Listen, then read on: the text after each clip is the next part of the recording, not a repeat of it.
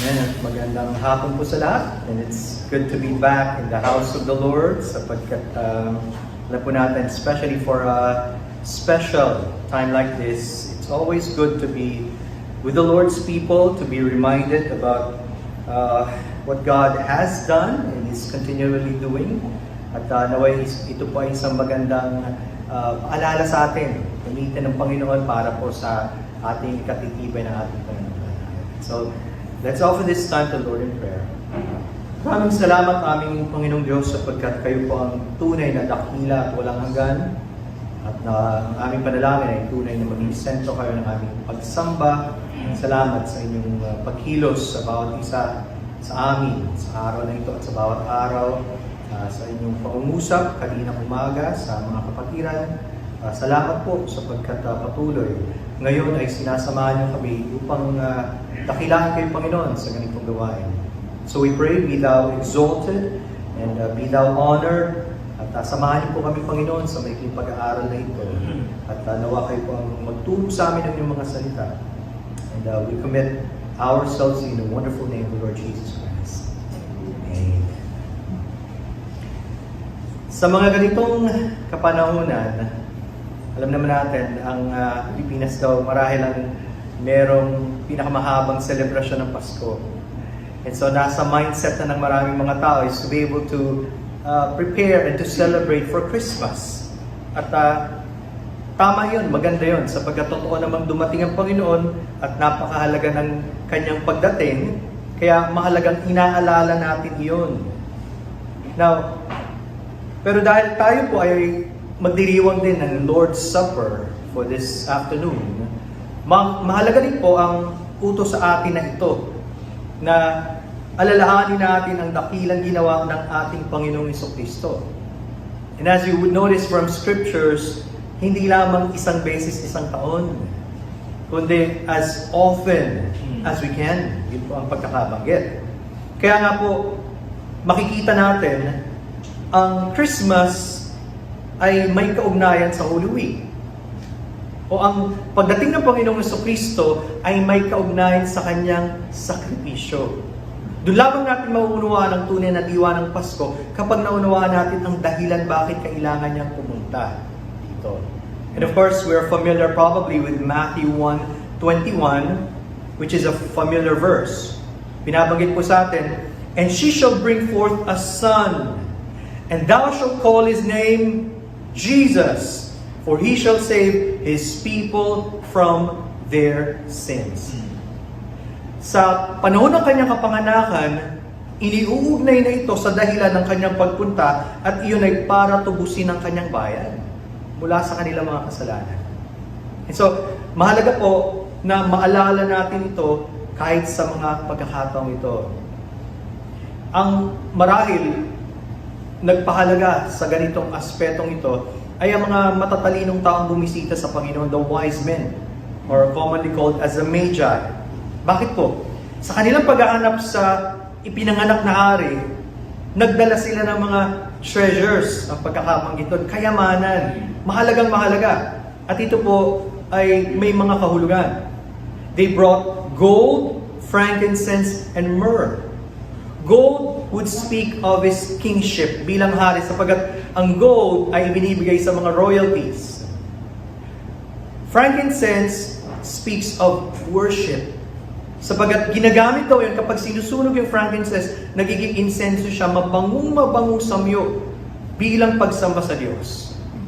And then myrrh, ito po yung spice na ginagamit as a main ingredient for burial, sa paglilibing. And so, meron na siyang prophetic significance even during His birth. Somehow, may pinahayag ang Panginoon sa kanyang layunin na kailangan ibigay ang kanyang sarili. And so, familiar po tayo sa 1 Corinthians chapter 11, I'm sure. Ito ay madalas binabasa natin at binabalikan kapag tayo ay nagse-celebrate ng Lord's Supper. If you would go with me there, binabanggit po sa verses 23 to 25, of 1 Corinthians chapter 11, "For I have received of the Lord that which also I delivered unto you, that the Lord Jesus, the same night in which He was betrayed, took bread, And when he had given thanks, he brake it and said, "Take, eat. This is my body which is broken for you. This do in remembrance of me." After the same manner also he took the cup when he had supped, saying, "This cup is a New Testament in my blood. This do ye as oft as ye drink it in remembrance of me." Mapapansin niyo po, 2 beses binanggit ng Panginoon na dapat natin, una sa kanyang mga alagad at that time and then to us now, dapat daw natin gawin ito bilang pag-alaala sa kanya. Nangangahulugan, napakahalaga ng ganitong okasyon. Now again, bakit ba dapat pahalaga ng mga Christians ang Lord's Supper o ang banal na hapunan? First of all, we would notice that this is God's ordained means. Ito ay itinalaga ng Diyos para sa kanyang bayan, para sa kanyang mga anak, para sa kanyang iglesia. In fact, sa verse 23, babalikan ko yung sinabi ni Apostle Paul, "For I have received of the Lord that which also I delivered unto you." Alam natin na wala si Apostle Paul during the time nung dinaos yung first Lord's Supper. Di ba?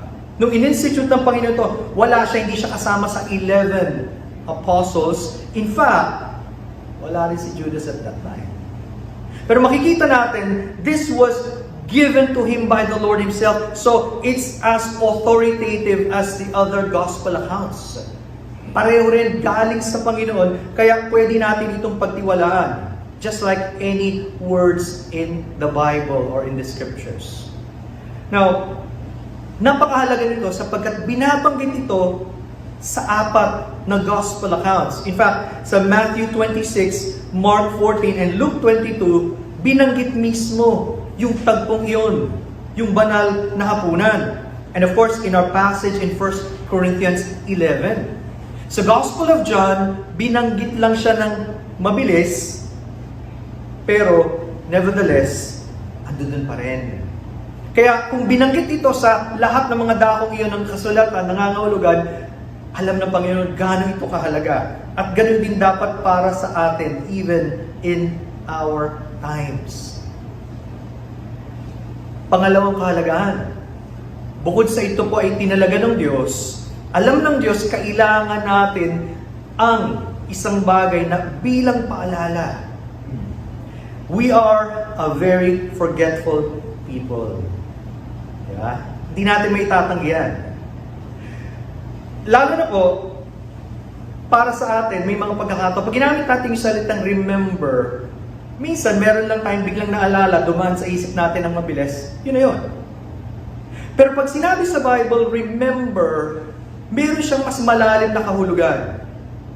For example, in the 10 Commandments in Exodus 20, nung sinabi ng Panginoon, remember the Sabbath day, ang ibig ba niyang sabihin, basta isipin niyo lang, alalahanin niyo? No. May magbabago sa buhay nila. Bakit? Sabi doon, to keep it holy. Kailangan nilang pahalagahan, kailangan nilang ibalik sapagkat ito ay para sa Diyos. So, lahat ng mga bagay na para sa Diyos dapat mahalaga. Principle sa Bible, yan. Nung binabanggit sa Ecclesiastes chapter 12, verse number 1, familiar passage, right? Remember now thy Creator in the days of thy youth. Ibig bang sabihin nun, basta alalahanin mo lang ang Diyos, that's enough? No, of course not. Ibig sabihin doon, magkaroon ka ng malalim na pag-iisip at pagkakilala sa Diyos so that He can change your life. Bakit sabi sa verse 13, fear God and keep His commandments, for this is the whole duty of man. Nangangahulugan, lalo na sa isang napakahalagang paksang ito, nung sinabi ng Panginoon, do this in remembrance of me, hindi pwedeng basta lang siya dumadaan sa atin.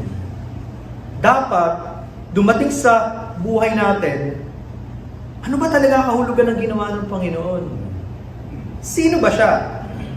Remember, gusto ng Panginoon magkaroon tayong isang personal na kaugnayan sa Kanya.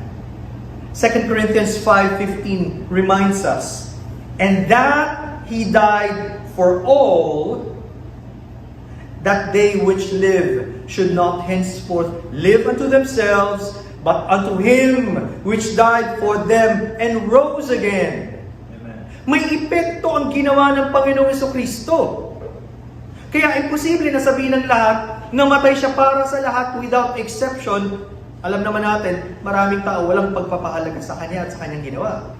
Pero ang mga taong nagkaroon ng pagkaunawa sa ginawa ng Panginoon, magbabago ang kanilang buhay. Makikita nilang siya na ang pinakamahalaga at ang kanilang buhay ay hindi para sa kanilang sarili, kundi para sa Kanya ngayon. Kaya lahat ng ating ginagawa, lahat ng ating plano, lahat ng mga nagaganap sa buhay natin, imposibleng walang kaugnayan sa Diyos. Naganap na ba ng ganoong pagbabago sa atin? Kaya malalim ang sinasabi dito ng Panginoon that we should do this in remembrance. At doon tayo papasok sa pangatlong kalagahan. Bakit mahalaga na alalahanin natin ang Kanyang ginawa sa pamamagitan ng banal na hapunan? Sabi niya, do this in remembrance of me. Para sa Kanya. Hindi para kung kanino pa man, hindi para sa kung anumang dahilan, pero ito ay para sa Kanya. Nangangahulugan, mahalaga. Bakit? Sapagkat siya ang dumating, siya ang nagpakasakit, siya ang nagbigay ng Kanyang buhay para sa ating katubusan, nangangahulugan, siya ang karapat-dapat na alalahanin. Hindi kung ang sino pa man. Kaya nga po ang tanong, gaano ba natin talagang kakilala ang ating Panginoong Jesucristo bilang Panginoon ng tagapagligtas? Do we truly have that personal and intimate relationship with Him? Now, tandaan niyo po, hindi niyo pwedeng alalahanin ang isang tao na hindi niyo kilala. You might try as much as you could, pero baliwala, sapagkat hindi niyo nga siya kilala eh. Diba? Kaya nga sabi, for you to be able to pronounce a word or a name, kailangan nababanggit mo siya. And then, tsaka mo siya maaalala. Yung hindi mo man lang mabanggit, imposibleng maalala mo. And much more, pagdating sa Panginoong Jesucristo, kailangan may totoong persona na kaugnayan ka sa Kanya para alalahanin mo siya. So this is only for Christians. Kaya nga sabi ko kanina, umalis muna si Judas doon sa kanilang upper room bago idaos ng Panginoon ang Lord's Supper o the Lord's Table. Hindi siya kabilang sa mga totoong sa Panginoon. Tandaan po natin, the Lord's Supper or the Lord's Table is not a saving ordinance. Hindi nakapagliligtas yan, just like what some people or some churches teach.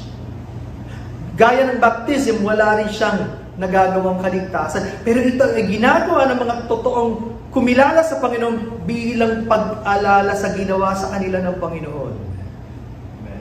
Kaya kung hindi ito naganap sa atin, just like what Ephesians 2:8 and 9 says, ang kaligtasan ay sa pamamagitan ng pananampalataya sa Panginoong Jesucristo. Biyaya yan, di ba? For by grace are you saved through faith, and that not of yourselves. It is the gift of God, not of works, lest any man should boast. Kung pinagsisikapan mo pa rin ang iyong kaligtasan, hindi mo pa siya totoong kilala. At kung hindi mo pa siya kilala, wala kang dahilan para alalahanin ang kanyang ginawa.